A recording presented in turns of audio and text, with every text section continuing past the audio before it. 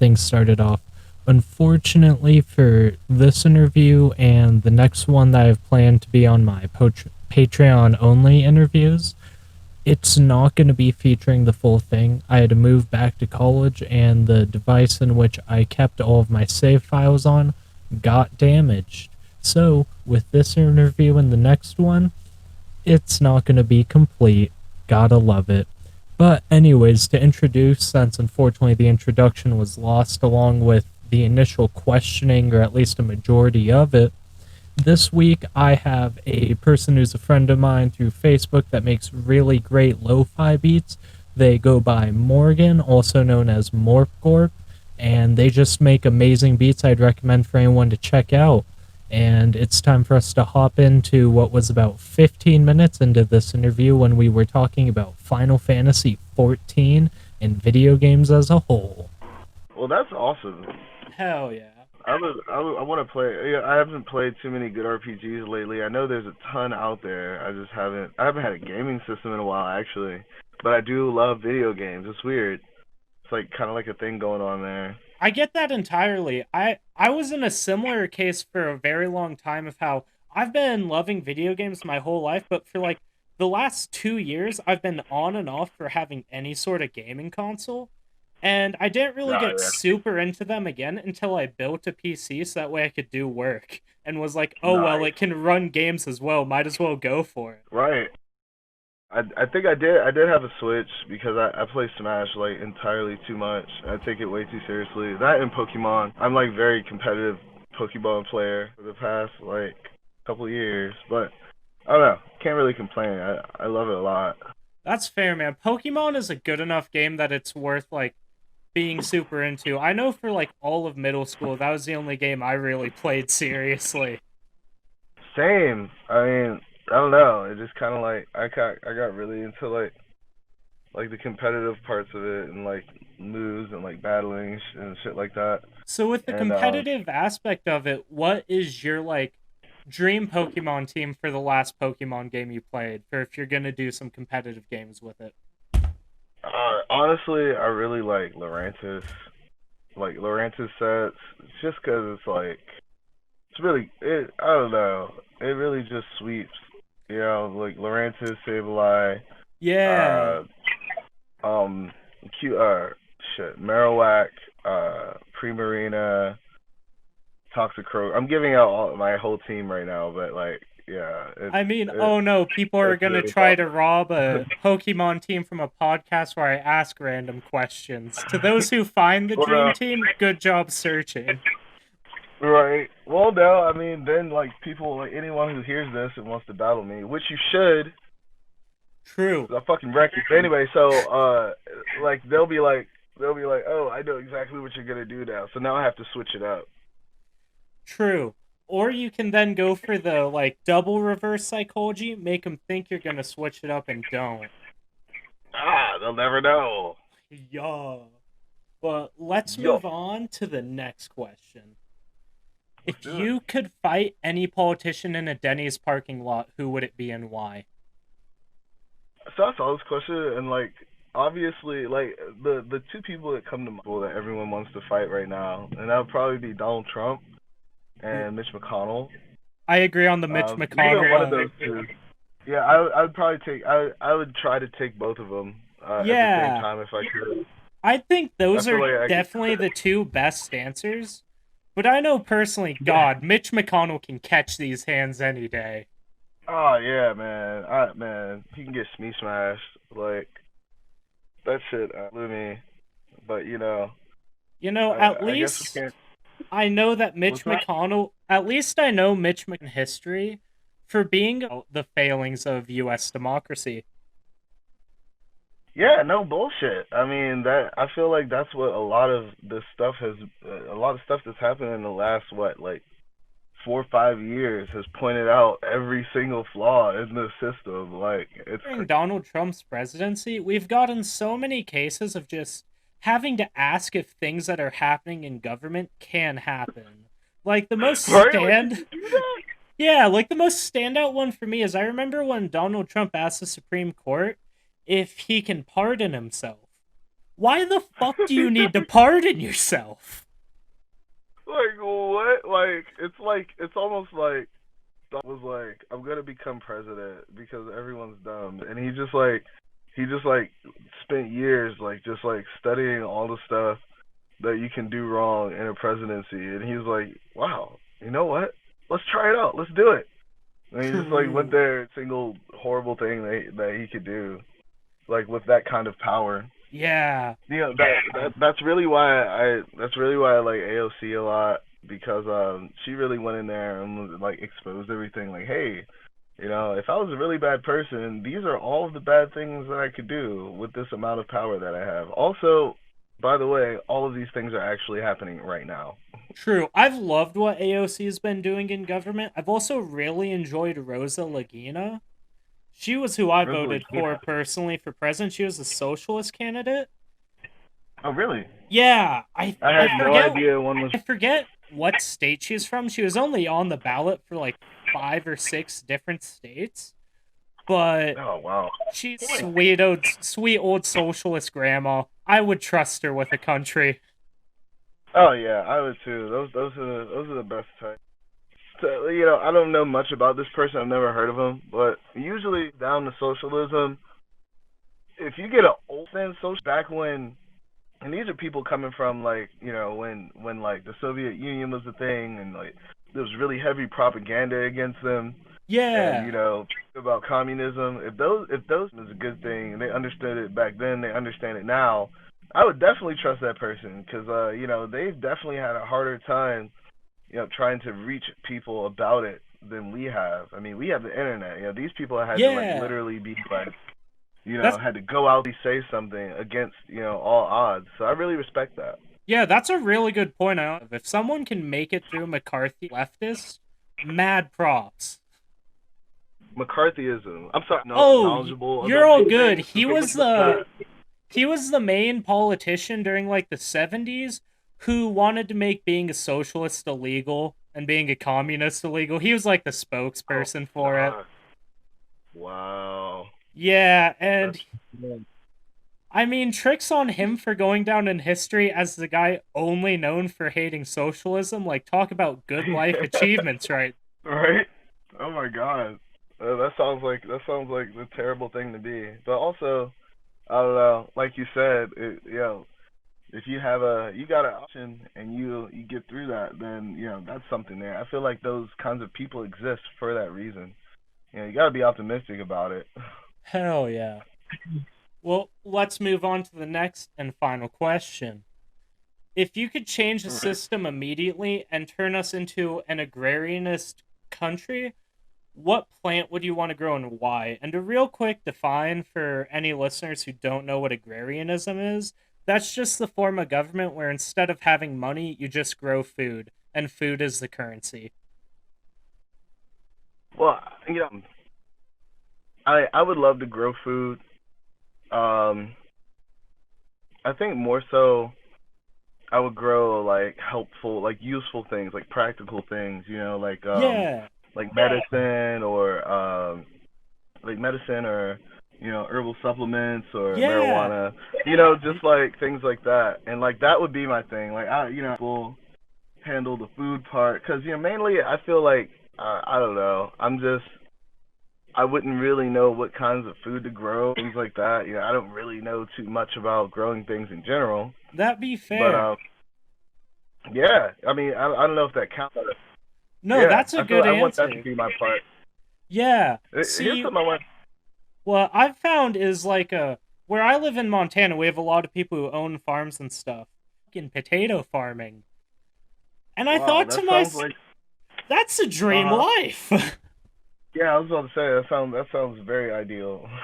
Like, if I could just spend my life just smoking some herb, fucking growing potatoes, and once a month I have to go out and plow the fields, deal. That's an amazing idea right there. Right, and then like imagine because like potatoes are so tasty, so like True. imagine you get the munchies, you're just like, oh well, I'm gonna have mashed potatoes, or I'm gonna have fries, or I'm gonna have like you just got potatoes, You get you so know. much variety with that to cover for it.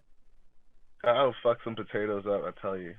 They're so Honestly, delicious. I'm the exact same way. I have this issue where when I try to like chips, I have to buy the like individually bagged small ones because I can't like stop myself from going through a whole bag of Doritos. No matter Oh the man, size, I just go bag at a time for munching. yeah. I I am a known chip eater. Um, I consume my body weight in chips. Um, Hell yeah. I don't know. I'm always looking for new chips to try and stuff like. I don't know. I'm like, Yeah. yeah. Well, If huh? continue with what you were saying.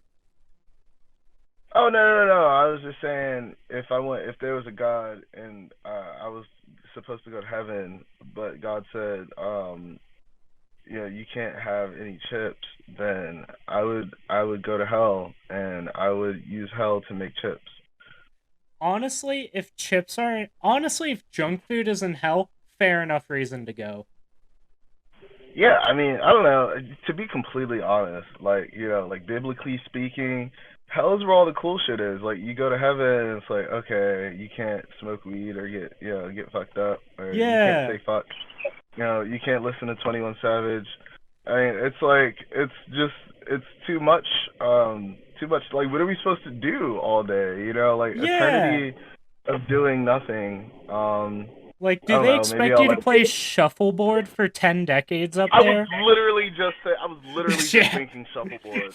Like I was like, that's probably what they do up there in I heaven, is play honestly shuffleboard. imagine that heaven is just a continuation of a old folks' home. Yeah, no bullshit. Like and honestly, I feel like that's why old people are like super like conservative Christian type people. I feel like Yeah. that's why they're so on it because they're just like, oh well, I'm old as fuck. This is what I'm doing. I'm playing shuffleboard and watching, The Price is Right, and and I want to convince myself that this is okay and that I'm not wasting my life. So I'm gonna say that when I die, I'll go to heaven, and this is the ultimate goal. Except it'll be like the biggest shuffleboard arena ever, or like I'll get to watch like Family Feud on like space TV, like my TV True. will be like the size of space or some shit, just like some like Yeah. exaggerated kind of I'm not wasting my life for yeah. I don't know, the cool place. You ever hear that song by Biggie Smalls I where he's like, haven't. I we're not haven't heard God? too much Biggie Smalls, I'm not gonna lie. Nah, it's cool. Me neither, honestly. He died the year I was born, but that kid I want to go to hell because I'm a piece of shit. It ain't hard to fucking tell. Don't want to be in heaven all day with the goody goodies, and Timberlands and black hoodies. And he's like, God probably had me on some real strict shit. No sleeping all day, no getting my dick licked. And I'm just like, I can't, like the way he paints it, the picture, it's like, that sounds shitty. Like, you're in heaven, and you're there for can't You go in eternity without.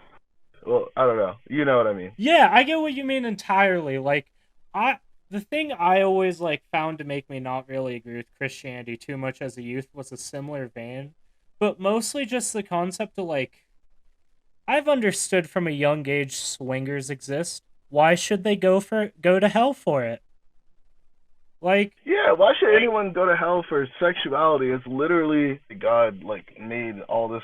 God made us in His image. Okay, so His image has like sex organs and wants to have sex. So that means God must have sex organs and want to have sex. Unless the Bible literal as people take it. So hey, yeah, who knows? but let's Like move it seems a little hypocritical. there, homie. Yeah. So let's move on to the next section of the interview. This is the best and worst. I realized in my pilot episode I didn't ever explain what it actually is, so I'll do that this All right. episode. Before the interviews, I myself and I ask the guests coming on to bring the best bit of media and the worst bit of media that we can talk about it and just go on about how good and bad they are. To Oh wow. start it, the good or worst doesn't matter what order of a media you brought to talk about. Well, I didn't bring any media because I didn't know about this, but Oh, did I'm I forget actually to pretty warn you? prepared.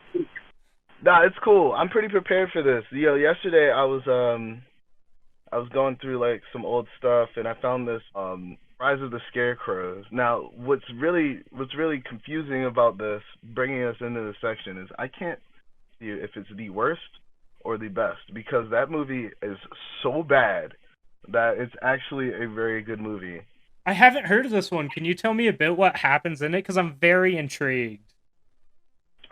So long story short, it's just like this cliche, oh, I get lost in the woods and here's a cabin and here's a Yeah. policeman here to help me. And oh no, they're scarecrows and they're coming to life and they're killing everybody. And it's pretty bad. Like, the quality's bad, the acting's bad, the effects are bad, and it's so good I because like love it's just that. like, yeah, it's there's one scene where the scarecrow comes in and is like killing this person, and like you can see like the knife isn't even touching them, and then like instead of this like acting like, oh, I'm wounded and hurt and like being stabbed and horrified, this person literally just like fucking like drops to the ground. He's like, ah, boom, and like it's just so like, I don't know. Like if you see it, like when you see it, you're just like, wow, did that person just fall? They trip over something? That's Like no, that amazing. was I supposed to be love them. that. Yeah, it's so good.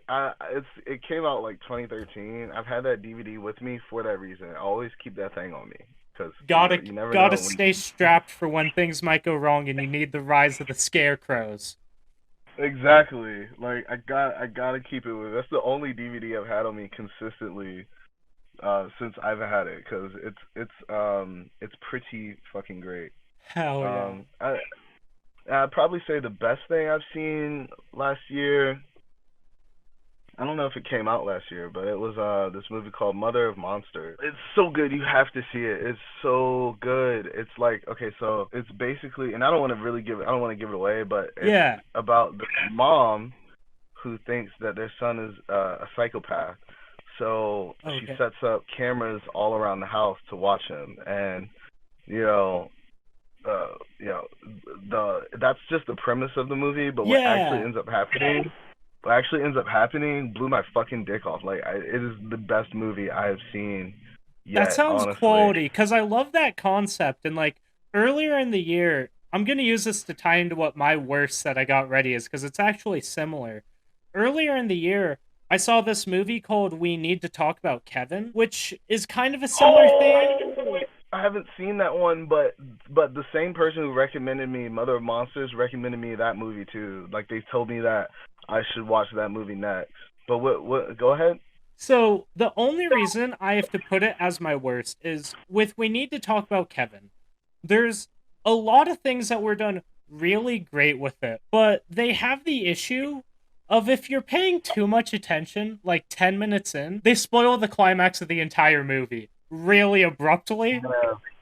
And one of my friends was like, hey, Eli, since you're into films a lot and like minoring in film for college, you should watch this since it's like really good and stuff. So I was like, cool, I'll watch it, keeping that in mind of like how they recommended it. And then they immediately said what was going to happen in the movie. I watch it for the first time. Everything it hinted at in that hasn't happened exactly as you'd think. And I just wish I was Wow. higher Yeah. watching it, because that would have made the movie great. Yeah, exactly. I hate that. It's kind of just like, I hate movies where, oh, okay, I know exactly what's gonna happen in this movie, blah de da, and then like, but then like, there's also an element to it where it's like, ooh, is this movie not gonna happen the way I think it is? And then like you're sitting there and you're waiting for it to like have some sort of plot twist, and you're like, oh, I guess there wasn't, and I guess Yeah. that's where the disappointment sets in. Yeah, that's the main issue that we have to talk about Kevin had.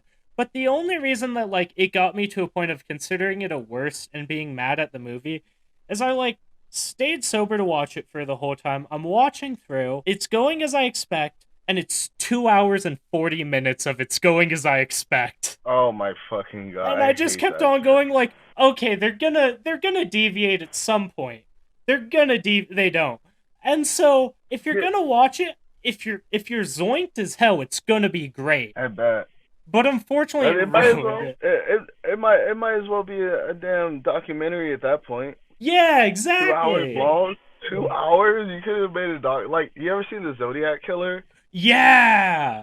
Like, 2 fucking hours of like, oh, he's killed another one. I didn't like it. I thought it was gonna be more exciting. I thought it was gonna be more about the Zodiac. Yeah, when I watched a Zodiac Killer, it was when I was getting into like these action thrillers, and so a friend recommended it to me. It was just a glorified documentary, and it did a good job as a documentary. As a documentary, it's probably great. It's probably the best documentary. I guess it's all about purpose, like what you go into it. Like most people who watch that movie were probably like, you know what, I want to know more about the Zodiac Killer. Who's the Zodiac Killer? You know? Yeah. And so I guess for that, like informational purposes, it was good. But I don't know. I thought I was gonna see more. It's kind of like the Mothman, where it's like there's just that one scene where he's like hovering over the car. You know, it's like, oh, now I know about the Mothman, but now it's like, oh, I thought it was gonna be like some super. You know, at least give the Zodiac Killer powers, or like at least allude to the fact that it's Ted Cruz. Like, do something in the movie. Yeah. You know? Yeah. That's not really factual, but like also like makes the movie like more. Make it so that way if I did my middle school report on that when I had to research something, I won't just be rewatching my middle school report. No bullshit. That's what I'm saying. Like, yeah. Like, I don't know. I hope they don't do that with like the 2020 movie or like the coronavirus movie. I hope they have like big wild shit happening. And whenever it comes out, I know someone's making one right now. Someone has to. I can't wait for all the inevitable horror movies set during COVID time, just because it's gonna be such a great event to treat absurdly. You can do so much with people are locked in their house for 9 months. Yeah, or like maybe it'll be a hyper realistic movie. It's like Bedroom 3. The trailer is just this guy like doing various things around his house, and then like the climax is him trying to leave his house, and he finally gets to a CVS, and then like the dude like comes out of the CVS, and he's like, "Hey, you need a mask to come in." Like one of those like that super suspenseful moment, and he's like, "Oh fuck," go all the way back to his house and get a mask. Like that's probably what the movie's gonna be like. Honestly, I could see that being amazing. Who would you cast in the coronavirus movie? For a coronavirus movie, I think what would work best, I want to see Jake Gyllenhaal, but he's stuck in some hotel room during the first month of COVID. Oh, but and it's cool. Just Jake Gyllenhaal being constantly socially berated by people, simply wanting to like get his signature. He's like, "Bro, leave me alone. I'm gonna be stuck here for a month." Wait, so is it Jake Gyllenhaal, or is it Jake Gyllenhaal but somebody's playing Jake Gyllenhaal in the movie about Jake Gyllenhaal being in a hotel room? I think it'd be best if you had someone else playing Jake Gyllenhaal just to add the meme of it. Yeah. It has to be like somebody who's not even like remotely close. Larry to the like Cable that. Guy. I can see it now. God, that's perfect. God, that would be true art right there. Hey, can I get your autograph? Oh hell.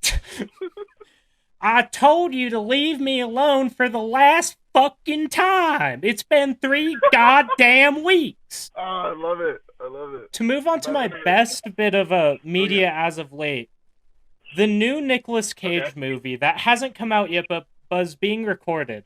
I'm so excited for it that I know it's going to be the best eventually on release, but just with the details we know so far, it's the best thing I've seen in years. So Nicolas Cage is playing Nicolas Cage if he didn't get famous.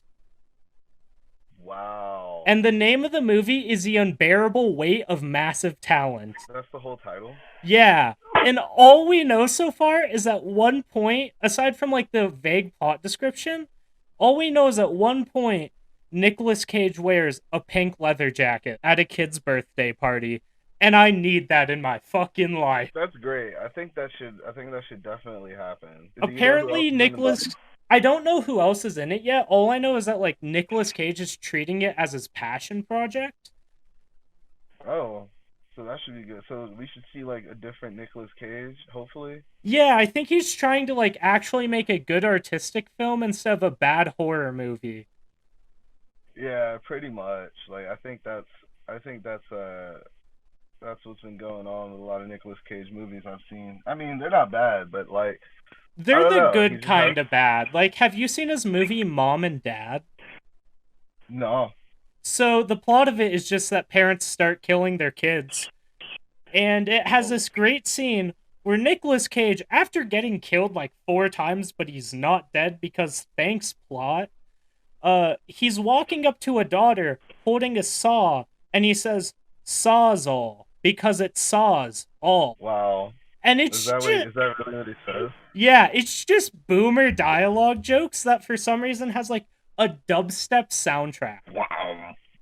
It's That's amazing. Crazy. It's like I can just imagine them writing that, and they were like, what should Nicolas Cage say here? All right, I got one. How about this? Sawzall because it saws all, and then like the whole boardroom goes fucking ape shit. They're like, yo, that right there, holy shit. To like, add some like, beauty to what you just said, they use that line 4 times in the movie. Oh, holy fuck! Yeah, that's funny. They were like, yo, we gotta quadruple that use. We gotta put that out there. Sawzall, it's the funniest shit I've ever heard. Yeah, they're like, at the company Christmas party, like, yeah, and then this guy says Sawzall, cause it saws all, and then like everyone's like, ah, yeah. I remember that? It was like the most significant like point in Nicolas Cage's history. It's such a good point in Nicolas Cage's history that I feel like if I ever met someone who had that quote as like a tramp stamp, I'd let them marry me. I would definitely just get Nicolas Cage's whole face as a tramp stamp. I mean, I don't see why not. Like, I don't think there's a law against it. So I have this overwhelming desire in my life. So I've dedicated my ass to getting all my purposely shitty tattoos. And I want to get a really good artist to do Nicolas Cage and John Travolta when they're touching each other's faces in Face Off on my ass. Oh yeah.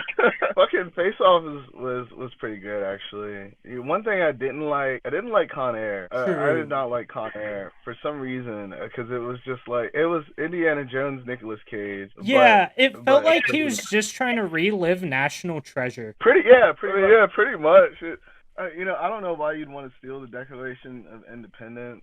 Like, nobody's really using it. You could probably ask for it, and they probably just give it to you. Honestly, you're spitting straight facts. Yeah. Like, if you steal the Declaration of Independence, it's not like you're gonna then sell it to someone. Right. Because that's pretty much, and like I don't think the real one is there anymore either. I think they have a replica. But yeah, like I don't even know what we need that for, because like nobody's like no politicians are really following that. So it's like this unread email that every politician has. It's the spam emails you got when you were 13 that you still have in the email you've been using for that long but never opened. Exactly. It's so crazy, man. Like, it's almost like it doesn't exist. Like, if you think about it, and like, just like we were saying earlier, a lot of really big flaws in the system have been brought up in the past year or so, or past 4 years.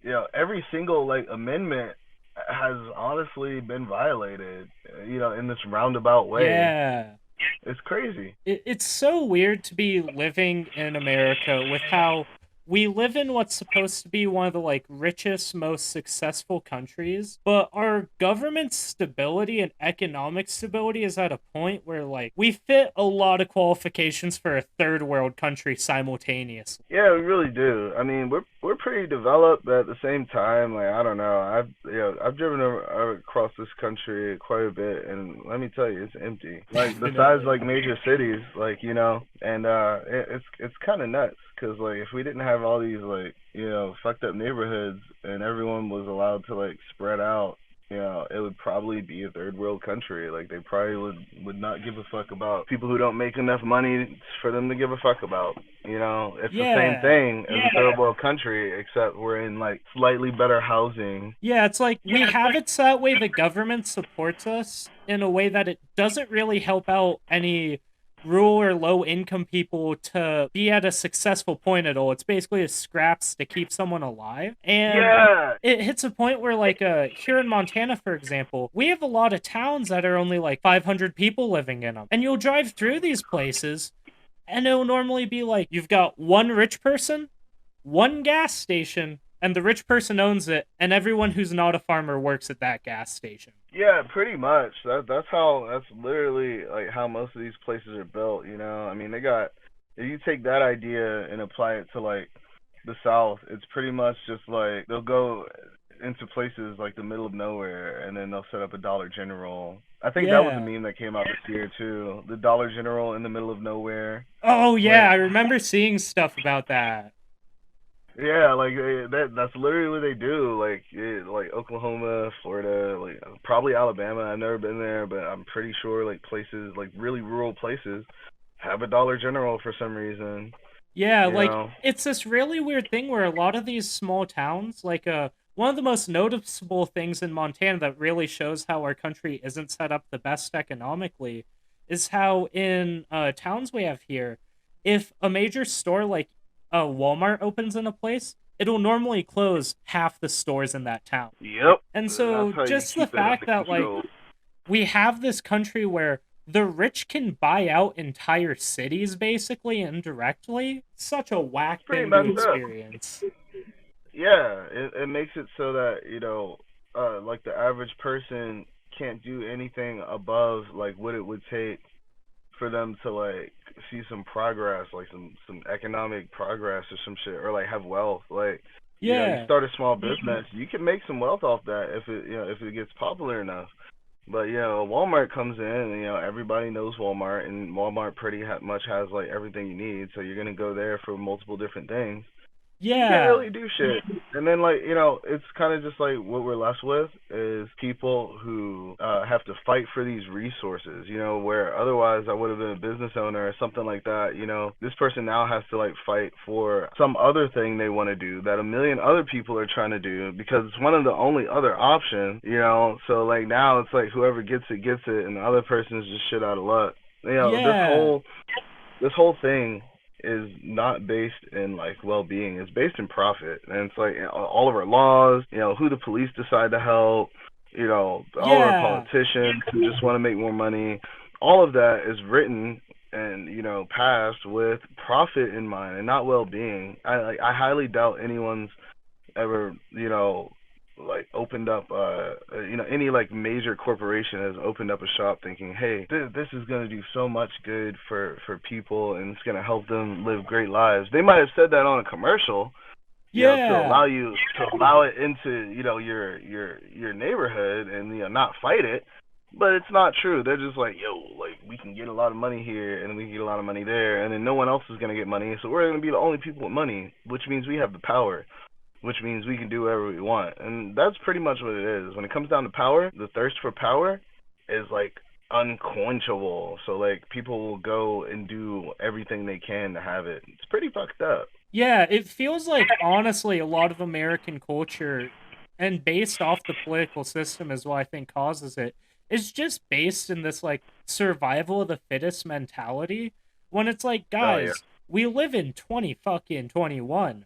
We shouldn't have Yeah. to do survival of the fittest. We can keep each other alive. Exactly. That's the thing. And honestly, I feel like, really, really rich people know that. And, they're just like, you know what, I don't like that though. I don't like keeping other people alive. I want this power. But I think regular people, understand that, but they're too busy surviving to try and like, it's like if everyone, I don't know, if everyone wanted the same thing, which we all do, which most people don't realize it yet, but if everyone realized that we wanted the same thing, Yeah.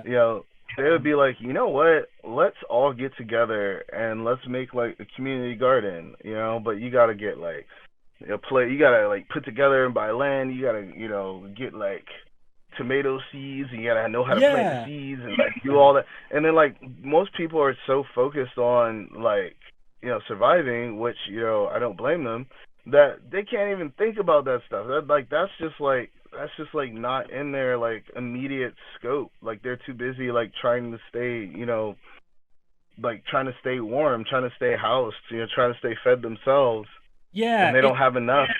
Yeah, it takes like What's so up? much time with how our minimum wage and payment is set up in America to be able to afford housing that by the time that like people can afford their housing, their bills, and make sure that they have all their basic necessities to survive covered, they normally don't have the money to be able to like expand to help their community, and they won't have the time to be able to, because like to have a decent living right now, full-time isn't going to do that at 99% of jobs people can Fuck get. no. What? 40 hours a week? You're kidding. Like, I remember I used to be the like head night supervisor at this one restaurant. And even then, when I was considered like the third in charge at this restaurant, I was making a good 15K salary. Like, damn, that's gonna keep me afloat. right. Like, and it's really messed up that we don't have like that in mind. Like, we don't have like a living wage. I feel like it's on purpose, because it's like, if you think about it, there's enough money floating around to pay people, what they need to survive just off of one job. I mean, if you think about it, we have enough technology to where we can automate a lot of stuff, and people can work less hours and get paid more, and people would have the time to do stuff. People want to do things, is the thing. Like, people are like, oh, well, if we just paid your basic needs, then you would just sit around all day. No, if you paid my basic needs, I would be out here doing what I love, because like, I wouldn't sit around and be depressed all day, because I'm not sitting here worrying about what the fuck am I gonna do with my life. Well, how the fuck am I? If I buy a house, then I'm just gonna be in debt, and then I won't have enough money to do the things I want to do. So I have to do this so that I can have more money. And then like, you just go down this rabbit hole thinking about money. Whereas like, if you had your basic needs paid for, you could wake up in the morning and be like, you know what?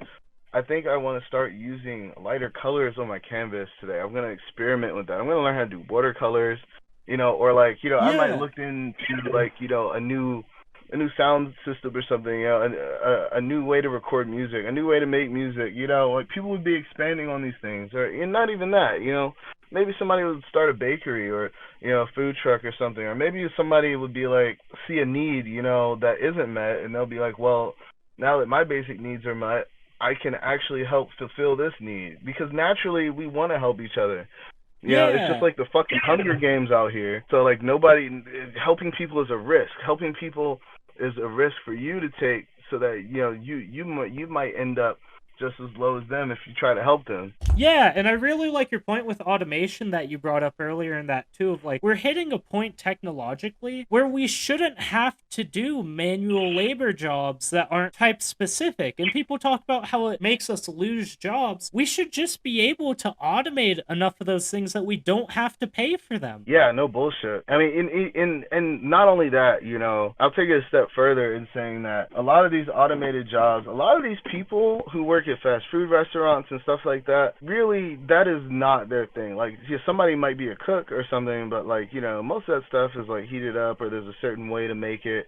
You don't have to be a chef to do that, but what I'm saying is that a lot of these people have other things that they want to do, like, and there are a lot of people who know about tech stuff and like are interested in it, that maybe you could give some jobs of like maintaining those machines to other people, and then let the fast food people go do what they want to do. It's not like nobody smokes an ounce of weed and looks at their friend and is like, you know what, man,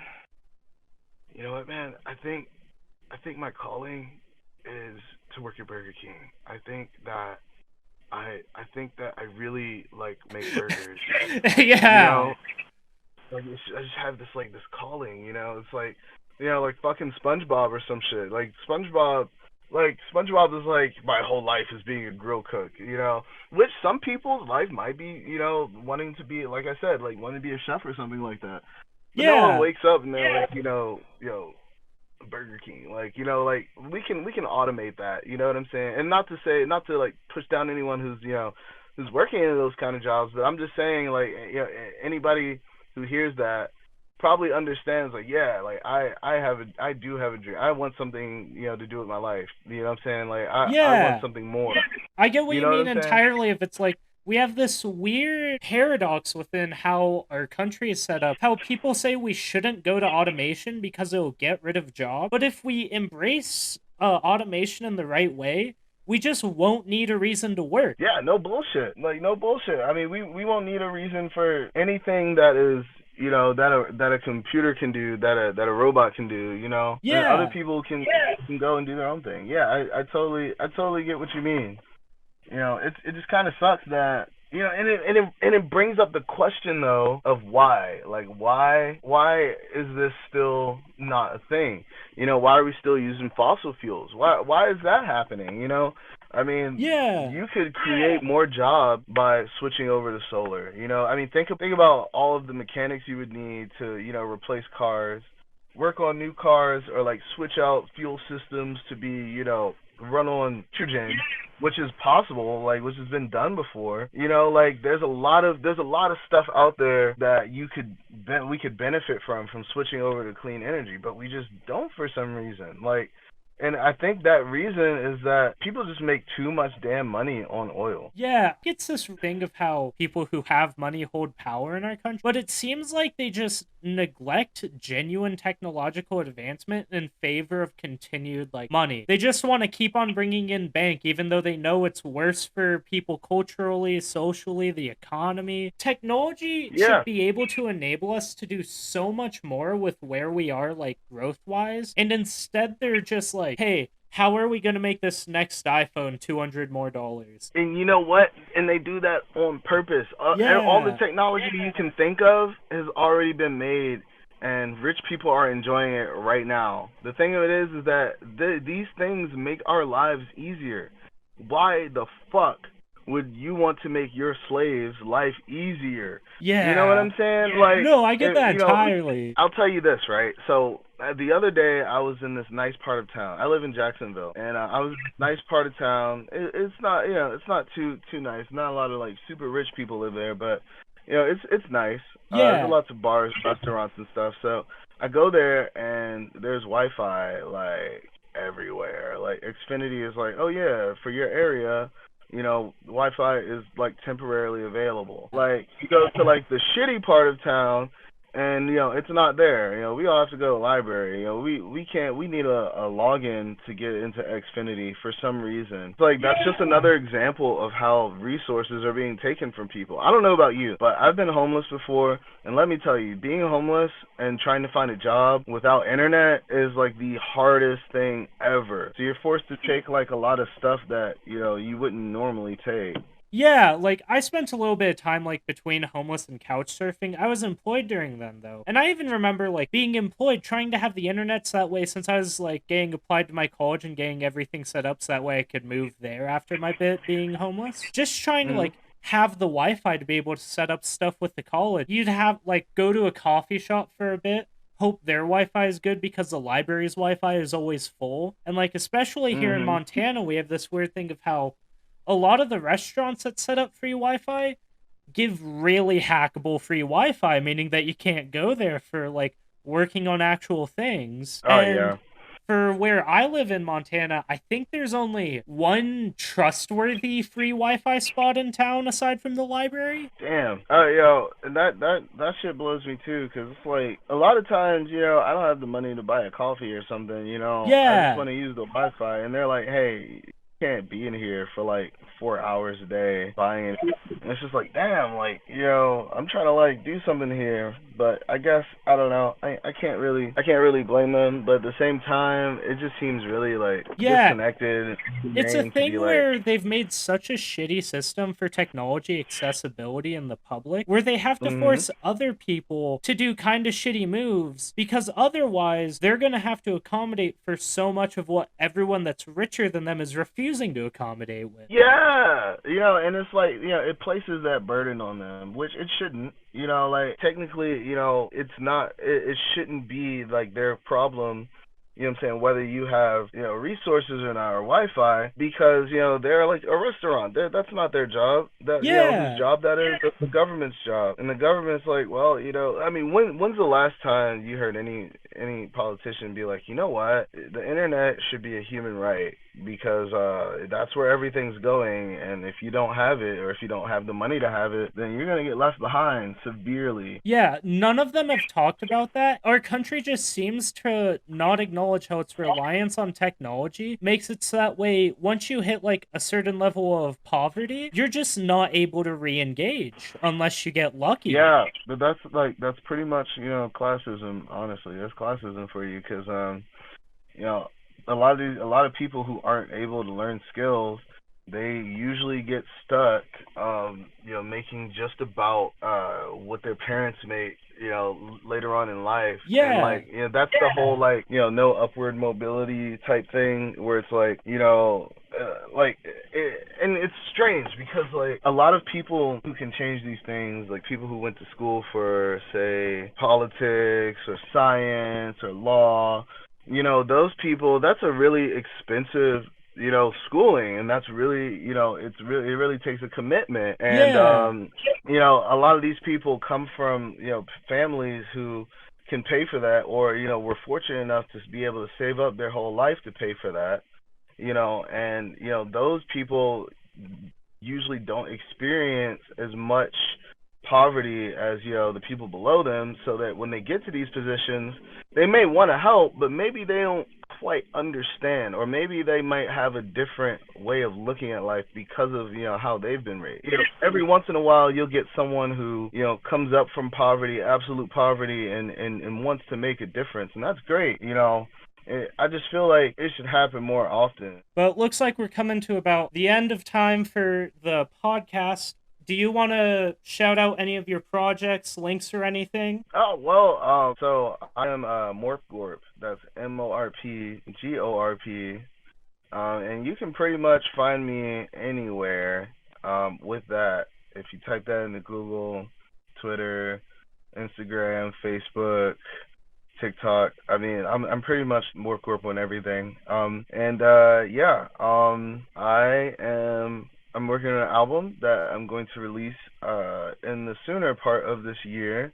No set date yet, but I'm still releasing instrumentals every other week, and I've got more exciting stuff coming up. Hell yeah. Well, it's been great to talk to you. It's been great to talk to you too. You're such a cool person. Why, thank you. You are as well, my homie. Thank you for watching another episode of the Xylerian Show. If you want to show your support, you can go ahead and follow the page on YouTube and Soundcloud. Both can be found at /Xylerian. You can also check me out on patreon.com/Xylerian, where depending on which tier you sign up for, you can either join the group Discord, where I have you ask questions to guests when I interview them live once we get enough people added in, or we can also do things like the monthly movie watching session that I plan to hold with fans, and many other rewards. So go ahead and check that out on patreon.com/Xylerian. And other than that, I hope you have a good one.